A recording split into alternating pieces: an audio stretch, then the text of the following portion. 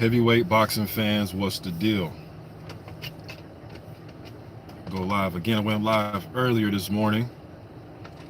So decided to go live again. I was talking about Joe Joyce. Well, I actually did a video after my live.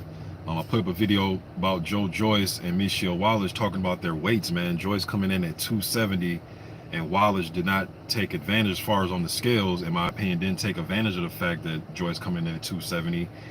Wallace comes in at his career high as well at 261. One website said 261, and another one said 267.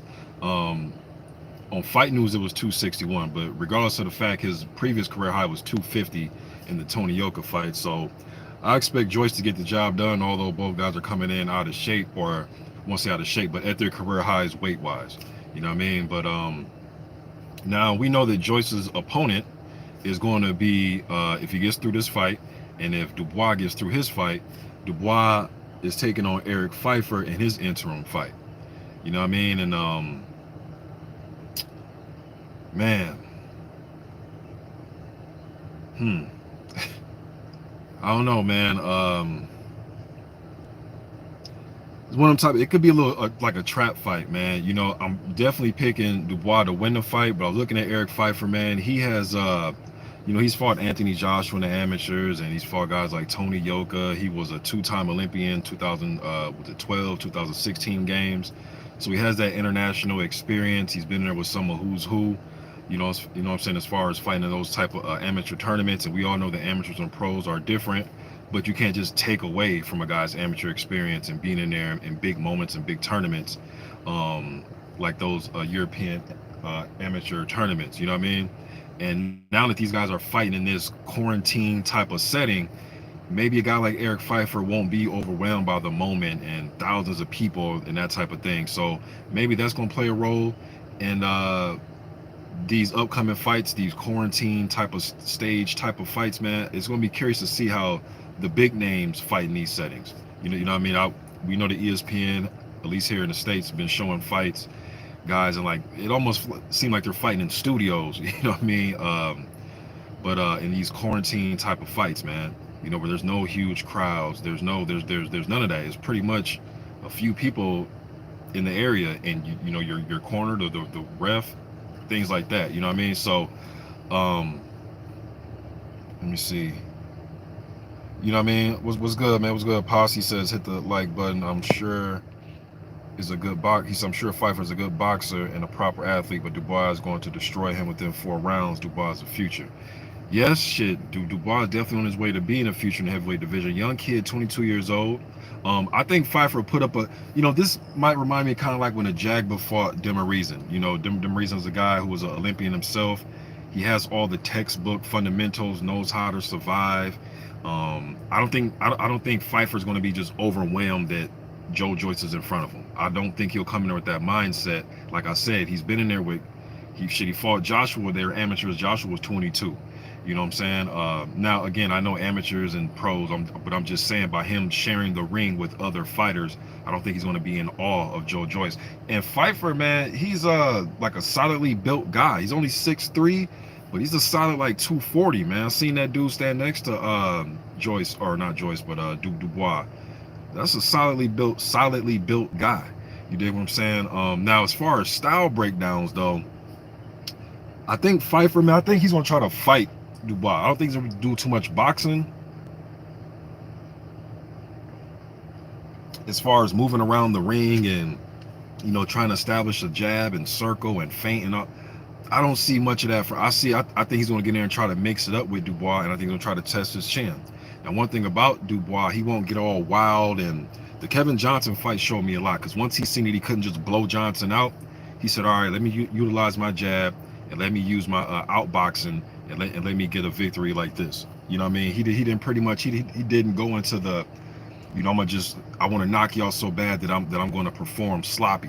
You know, he stuck to his jab and stuck to a game plan, and that showed a lot of poise about the young man, in my opinion. Because sometimes you get knockout artists in there, they'll press for the knockout. They're so enamored with wanting to, you know, put on a KO for everybody that sometimes guys can get out of their realm and look a little bit sloppy, man. So I like the fact that he got behind his jab and said, you know, I can't get the knockout. Kevin Johnson's slippery. Yes, I know AJ knocked him out, but everybody just ain't knocking out Kevin Johnson. So let me use this jab and let me find another way to pick up an easy victory, which he was able to do. You know what I mean? Yes, look, Lamont, what's good, bro? He says, yeah, he got sloppy versus Larte, but he learned from that. He learned from that as well. Larte actually caught him too, and that's why I think Pfeiffer's going to try to drag him into one of those fights, bro. Pfeiffer's the type of dude. Now, when I look at Pfeiffer, I break down his fights. In the pros, he seemed to settle down a little bit, and he seemed to go more high guard, walk you down behind a jab, move a little bit, roll a little bit, but use the high guard and pump jab, straight punches, 1-2s, right?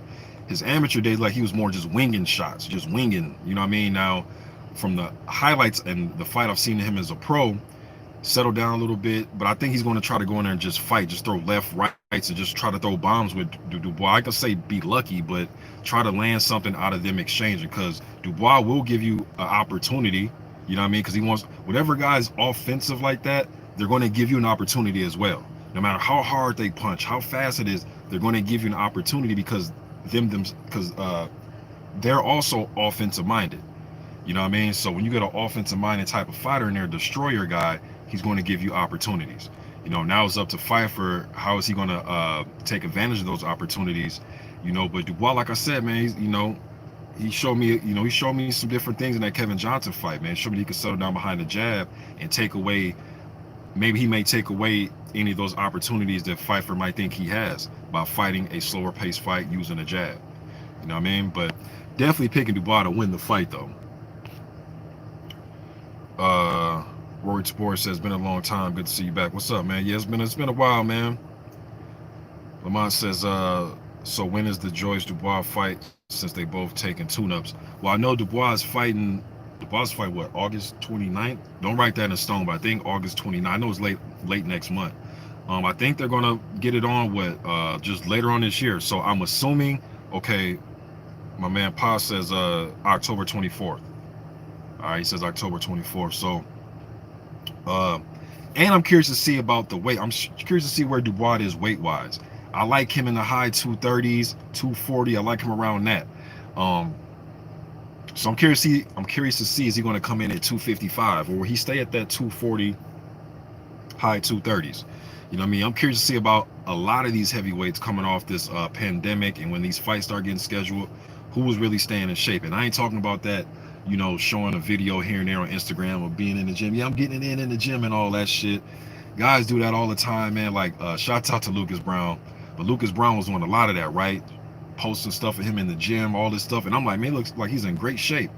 Then he went in there and fought Dillian White, and he just looked totally out of shape. It was like, damn, I could have swore maybe he was posting old videos or something, but he looked in way better shape in his Instagram vids. But I want to see when these guys step on scales, who was really putting in that work during this craziness is going on in this world. You know what I mean? Who stayed focused as much as they can with you know, eating the right things and staying in the gym, getting cardio. I'm curious to see who's really staying on the grind, man.